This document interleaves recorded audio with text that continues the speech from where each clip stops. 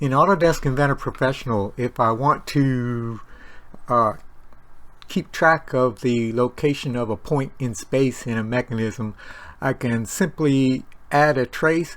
So if I right click here and I select I want to add a trace, I would put the location where I want that trace, say the point down here or a point on a gear, and I can tell it to display that trace and calculate the values of the trajectory or position, the velocity or acceleration in relation to various other components.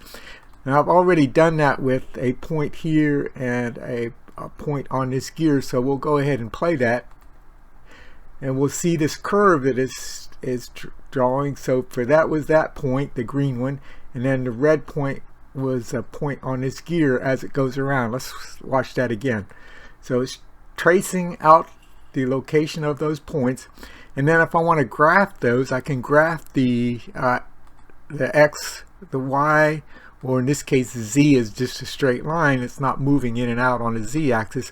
So I can graph whatever information I want about these traces, and get that information then at various points in time on that graph.